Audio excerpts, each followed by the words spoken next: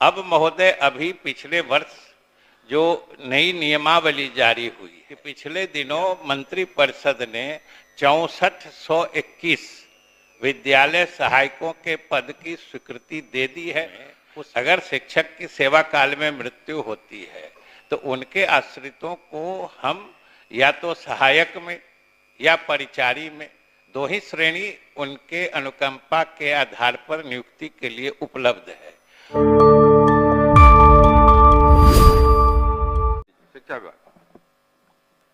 महोदय, पहले जो शिक्षक सेवा काल में जिनकी मृत्यु होती थी उनकी जगह पर अनुकंपा के आधार पर योग्यताधारी जो उनके वारिस होते थे उनको उनकी नियुक्ति शिक्षक में होती थी।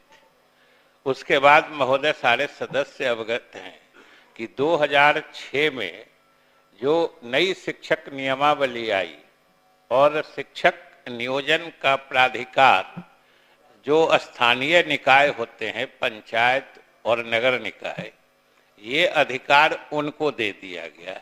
हालांकि उनको भी जब दिया गया था तब ये सरकार के तरफ से निर्देश था कि जिनकी मृत्यु अगर सेवा काल में हुई है वैसे शिक्षकों के वारिस को योग्य अगर हैं तो शिक्षक में नियुक्ति की जाए। और 2006 से 2015 तक इस श्रेणी की नियुक्तियां हुई हैं। जब सेवा काल में मृत्यु हुई तो उनके आश्रितों को नौकरी दी गई। महोदय 2015 में NCTE जो है, national council for teachers education, उसका एक ऑल इंडिया सर्कुलर भारत सरकार की तरफ से आया जिसके तहत उन्होंने शिक्षक में नियुक्ति के लिए दो चीजें अनिवार्य कर दी।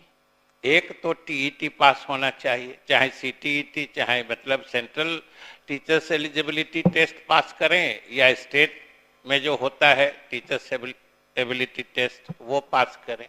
ये पहली शर्त थी। दूसरी शर्त थी कि उनको प्रशिक्षण भी शिक्षक होने के लिए जो BEd या शिक्षक प्रशिक्षण महाविद्यालय से भी प्रशिक्षित होना चाहिए। तो 2015 के बाद से महोदय ये चूंकि भारत सरकार का देशव्यापी मतलब निर्देश था कि अब कोई भी शिक्षक तभी नियुक्त होंगे जब तक कि वो मतलब टीचर्स एलिजिबिलिटी टेस्ट न पास कर लें और प्रशिक्षण न प्राप्त कर लें। 2015 से महोदय 2023 तक इस श्रेणी के जो लोग पाए गए उनकी नियुक्तियां हुई हैं। अब महोदय अभी पिछले वर्ष जो नई नियमावली जारी हुई है, जब से बिहार लोक सेवा आयोग के माध्यम से शिक्षकों की नियुक्ति होनी है, उसमें शिक्षक में सीधे नियुक्ति का प्रावधान नहीं है।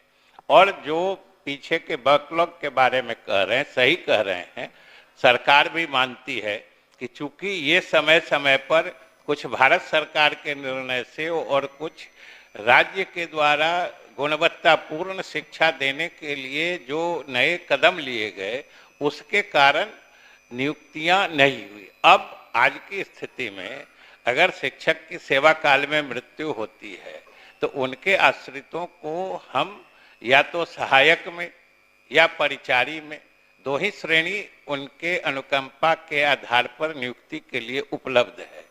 और इसीलिए महोदय अभी सबों ने देखा होगा कि पिछले दिनों मंत्रिपरिषद ने 6421 विद्यालय सहायकों के पद की स्वीकृति दे दी है। उसमें जो योग्य होंगे सहायक बनने लायक, जितने लंबित मामले हैं उनको वो पद पर कर दिया जाएगा। और जो परिचारी पद की अर्हता रखते हैं, अब हम लोग परिचारी के भी पद सृजन की कार्रवाई कर रहे हैं। वो हो जाने के बाद लगभग सभी लोग सामंजित हो जाएंगे।